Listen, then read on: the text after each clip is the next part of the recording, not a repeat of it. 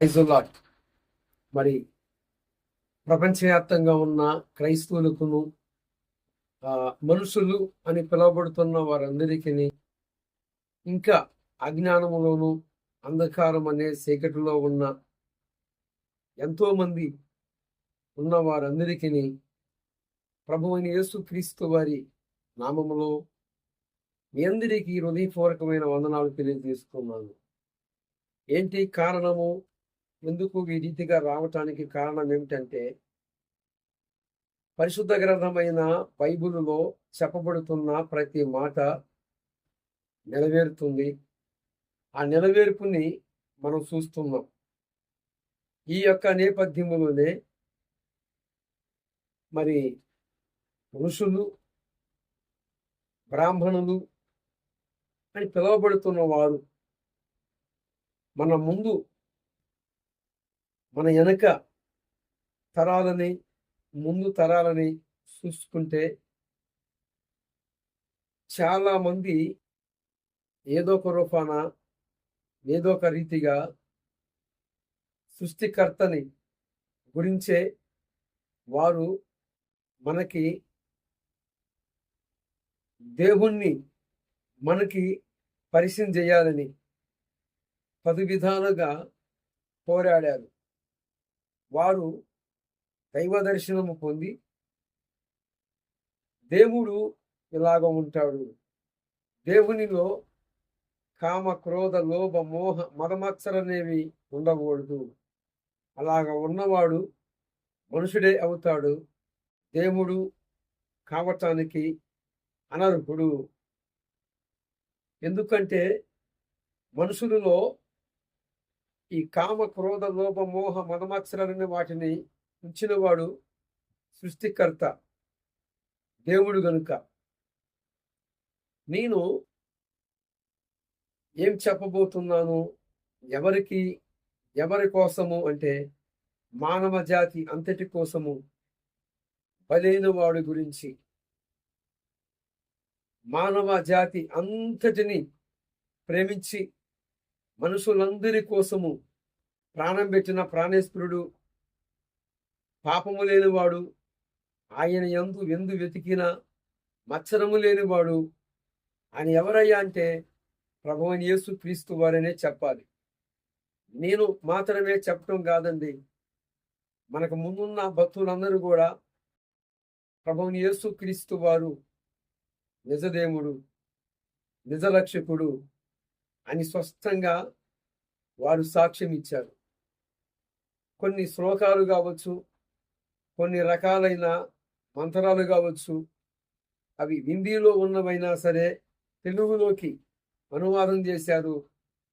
అయితే నేను గతంలో విగ్రహ సంబంధమైన ఆరాధన చేసినప్పుడు నా మనోనేత్రాలు వెలిగించబడక మునుపు రకరకాలైన పూజలు, రకరకాలైన యజ్ఞాలు, హోమాలు, తెలిసిన భక్తి క్రమంలో ఎన్నో రకాలైన పూజలు చేశాను. కానీ ఆ పూజలకి ఫలితంగా నాకు నేను పోతున్న మార్గములో మోక్షానికి వెళ్ళే మార్గము నాకు కనిపించలేదు. నేను ఎవరినైతే ఆశ్రయించానో, ఎవరి మీదైతే ఆధారపడ్డానో వారు ఏమై ఉన్నారు? వారు నాలాంటి స్వభావం కలిగిన మనుషులే ఉన్నారు. ఈ నేపథ్యంలోనే నేను లోకములోకి ఒక వెలుగు వస్తుంది. పరిశుద్ధ గ్రంథమైన బైబిలులో యోహాను సువార్త 1వ అధ్యాయము 9వ వచనములో ఇలాగ రాయబడి ఉంది. లోకములోకి ఒక వెలుగు వస్తుంది, ఆ వెలుగు అందరినీ వెలిగిస్తుందట. ఆ వెలుగే శరీరధారి అయి శరీరమును ధరించుకొని మానవ జాతి అంతటి కోసము ఆయనే ప్రాణం పెట్టాడు అని యోహాను సువార్త స్పష్టమైన సాక్ష్యం ఇచ్చింది. తెలిసి ఇకపోతే ఈ మాటలు ఎవరికయ్యంటే, గతంలో నేను ఎలాగైతే అజ్ఞానం అనే అంధకారం అనే సిగటులో ఉన్నానో నాలాంటి వారు ఉన్నారు. చిన్నజీరి స్వామి కావచ్చు, ఏమండి రాధా మనోహర్ దాసు కావచ్చు, ఇంకా కొద్దిమంది ఎలుసొప్పులకి భక్తిలో ఉన్నట్లే ఉన్నారు. పోతున్న మార్గములో మోక్షానికి దారి లేదని వారికి అర్థం కావట్లేదు. దీనికి నిరూపణగానే ఒక శ్లోకాన్ని లేక ఒక మంత్రాన్ని నేను మీకు చదివి వినిపిస్తాను. చూడండి, దాని యొక్క తాత్పర్యము మీకు వివరిస్తాను.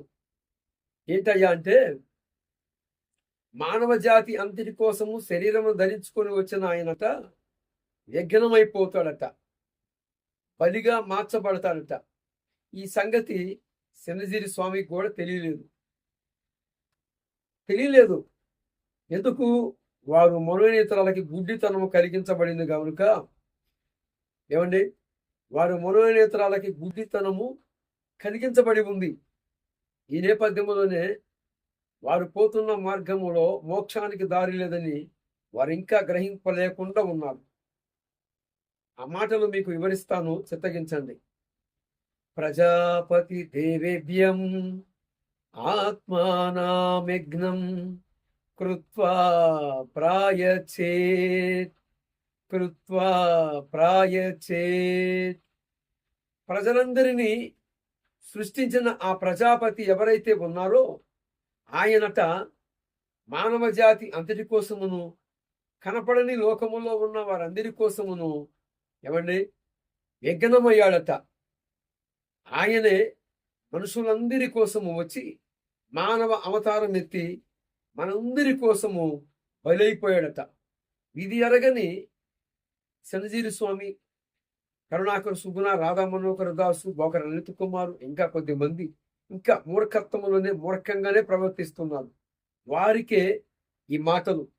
ఇంకా నాలాంటి అంధకారములో ఉన్న, చీకటిలో ఉన్న, అజ్ఞానం అనే అహంభౌతి వినాశాయ దుర్మరణము అనే అంధకారములో ఉన్న వారందరికీ ఈ మాటలు. ప్రభువునందు విశ్వాసం ఉంచండి. ప్రభువుని యేసు క్రీస్తు వారి యందు ఏ లోపము లేదు. ఆయన పరిశుద్ధుడు. యోహాను సువార్త ఏమండి 8వ అధ్యాయము 46వ వచనము 47వ వచనము ఇలాగ రాయబడి ఉంది. నా యందు పాపమున్నదని ఎవడు స్థాపిస్తాడు అన్నప్పుడు ఆయన యందు వేలెత్తి చూపించేవాడు ఒక్కడునూ లేడు. ప్రభువునందు విశ్వాసం ఉంచండి. మీ కుటుంబాలకి శాంతి సమాధానము ప్రార్థించును గాక. ఆమేన్.